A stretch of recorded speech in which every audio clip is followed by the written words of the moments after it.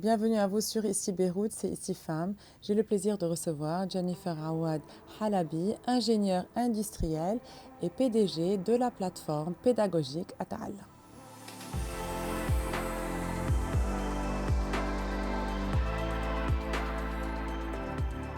Merci Jennifer d'avoir accepté notre invitation.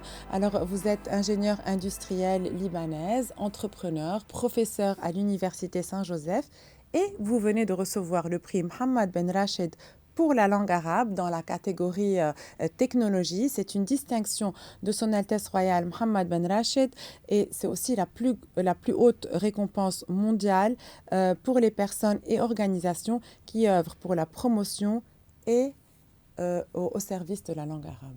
Bonjour Lynn, merci de m'avoir invitée encore une fois. Oui, je viens de recevoir ce prix donc mondial qui est une distinction de Son Altesse pour mes efforts dans mon application Ata'allam pour donc enseigner la langue arabe aux enfants de 4 à 8 ans d'une manière technologique. On a gagné dans la catégorie de la technologie. L'application a gagné meilleure application pour l'enseignement de la langue arabe et sa diffusion mondiale. Alors, on va parler en détail de cette application. Pourquoi avoir pensé à lancer une application d'apprentissage de la langue arabe ? L'idée est née de ma souffrance en tant que maman. Quand mon aîné avait 6 ans, et c'était la première fois qu'il doit apprendre la langue arabe, je ne pouvais pas, donc moi, à la maison, savoir c'était quelle méthode que les enseignantes étaient en train de suivre dans les cours à l'école. Et j'ai vu aussi, j'ai fait mes recherches, j'ai vu que toutes les mamans sont en train donc d'avoir ces difficultés, de rencontrer ces difficultés, et même dans tout le monde arabe.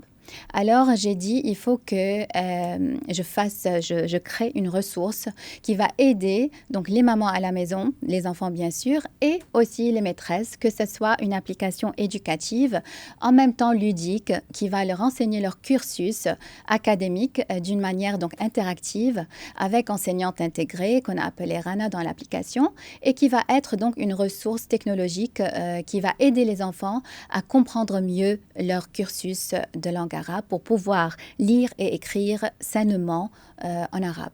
Donc c'est une application qui est aussi ludique. Oui, tu sais, à cet âge-là, à ce bas âge, les enfants ont besoin de jouer. Donc, c'est un peu la méthode Montessori. Ils doivent jouer, ils doivent essayer, ils vont voir que ça ne marche pas, ils vont réessayer. Donc, même la maîtresse qu'il y a dans Ata'allam, qui est Rana, en temps réel, elle dit à l'enfant s'il a bien fait ou non. S'il a fait une faute, elle lui dit essaye encore une fois. Donc, c'est vraiment une méthode qui est académique, phonétique, qui suit le cursus, mais en même temps ludique. Il y a les cotillons, il y a aussi des personnages qui sont Fadi et Bobby, qui vont donc chanter avec l'enfant à la fin de chaque chapitre. Donc, c'est vraiment une manière technologique à l'ère du temps qui va mettre l'enfant donc dans le bain de la langue arabe, mais dans un monde qui lui est cher à son cœur parce que lui, il aime jouer en apprenant.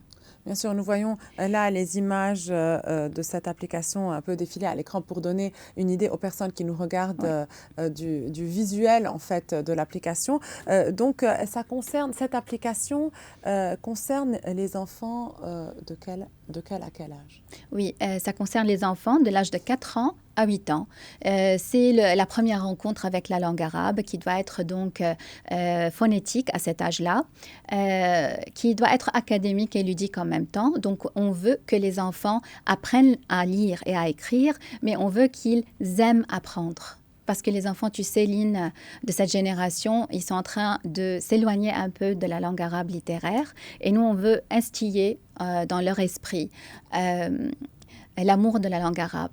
Parce que, tu sais, la langue arabe, elle porte notre patrimoine culturel. Bien sûr. Donc, en fait, cette application accompagne en fait ce qu'ils apprennent à l'école. Oui. Mais pour les enfants qui vivent à l'étranger, qui ne suivent pas forcément un cursus qui inclut la langue arabe, je donne un exemple en France, aux États-Unis, Oui. est-ce qu'ils peuvent utiliser cette application et avoir de bonnes bases? Oui, bien évidemment.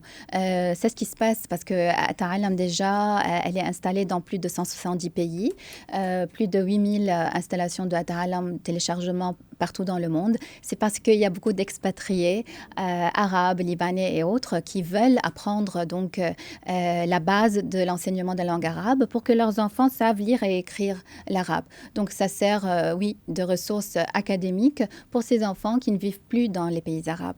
Et est-ce qu'il y a une évolution? Ça veut dire que l'application a été lancée il y a quelques années déjà. Oui. Elle rencontre un vif succès. Est-ce que vous évoluez, vous rajoutez des informations, des moyens d'apprentissage, ou bien c'est la même application qui a été téléchargée il y a 3 ans et qui est maintenue encore Elle aujourd'hui? est encore maintenue, mais bien évidemment, il y a encore, on est en train de produire de nouveaux contenus, de nouvelles aussi chansons, parce qu'il y a plus que 400 exercices interactifs dans Ata'alam et plus de 35 vidéos aussi, tous qui parlent donc de la géométrie, des couleurs, des formes géométriques et aussi des parties du corps. Donc, il y a beaucoup de vidéos aussi qui s'ajoutent.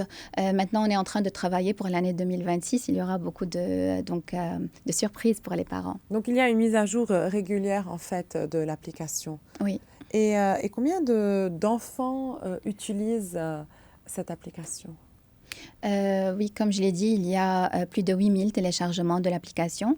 Il y a beaucoup d'écoles maintenant au Liban qui ont intégré Ata'alam avec les livres et les crayons, parce que je le dis toujours dans mes conférences, quand je parle de la technologie dans l'enseignement, il ne faut jamais donc délaisser les cahiers, les livres, l'écriture. C'est très donc important pour la motricité fine et pour développer, tu sais, donc la mémoire. Il y a beaucoup de centres dans le cerveau. Et aussi, ils sont en train d'intégrer avec la pâte à modeler et l'écriture et dans le sable et jouer et danser aussi la technologie. Parce que si on ne montre pas la technologie d'une manière bénéfique et éducative aux enfants, ils vont l'utiliser d'une manière négative. Et c'est ce qui se passe malheureusement quand on n'enseigne pas comment utiliser bénéfiquement donc, et éthiquement et moralement la technologie.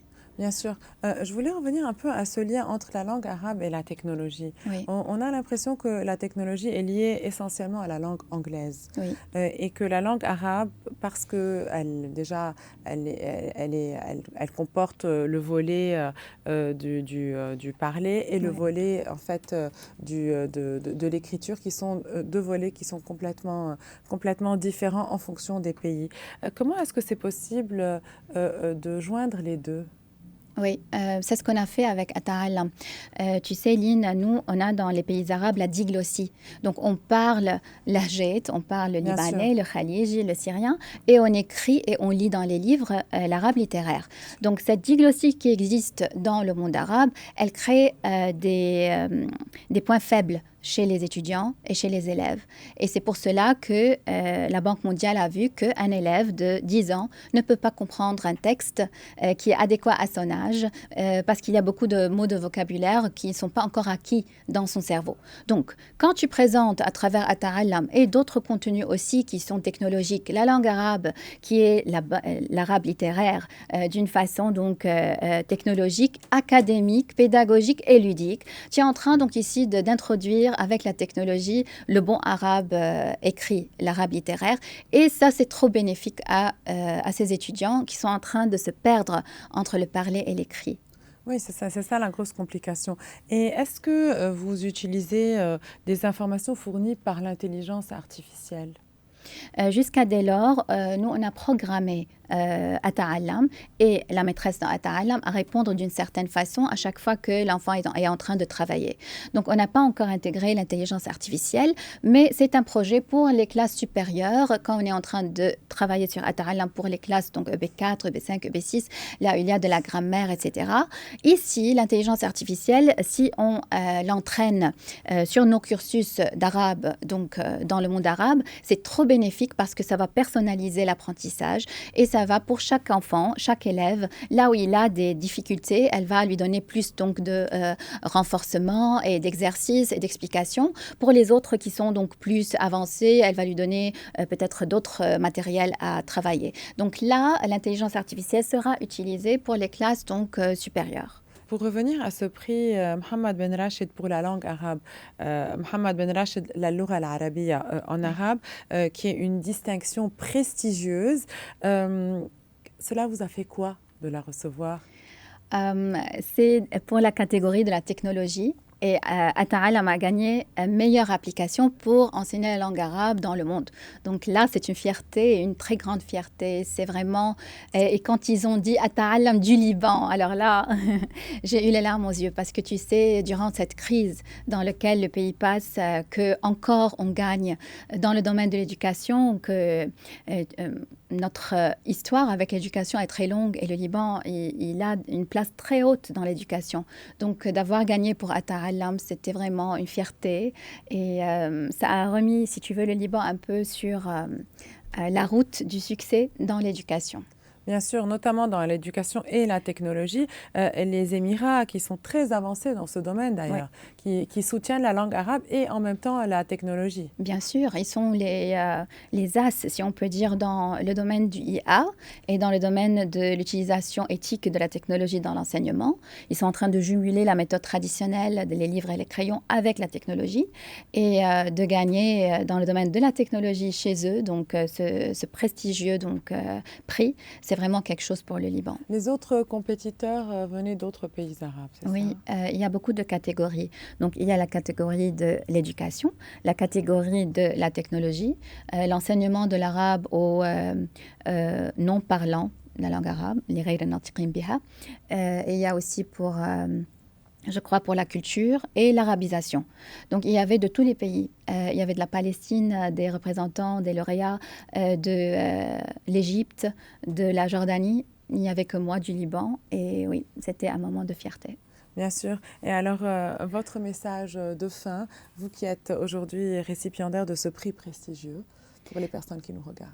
En tant que maman et en tant que professeure universitaire, je veux que la technologie soit donc utilisée dans l'éducation pour le bien des enfants, parce que je vois que les enfants et les étudiants et les élèves sont en train de l'utiliser négativement. Donc, on doit leur enseigner comment l'utiliser positivement et pour leur bénéfice, en la jumelant avec la méthode traditionnelle. Merci beaucoup Jennifer Awad. Vous êtes ingénieure, je le rappelle, ingénieure industrielle libanaise, entrepreneur, professeure, fondatrice de la plateforme pédagogique Ata'alam qui vient de recevoir ce prix prestigieux, le prix Mohammed Ben Rachid. Merci d'avoir été avec nous. Merci. Et vous pouvez retrouver le lien du site Ata'alam au bas de votre écran. Vous pouvez télécharger à partir de ce site l'application sur Google Store ou bien sur Apple Play. Et puis, dans l'attente, je vous invite à nous suivre sur notre site web et nos réseaux sociaux.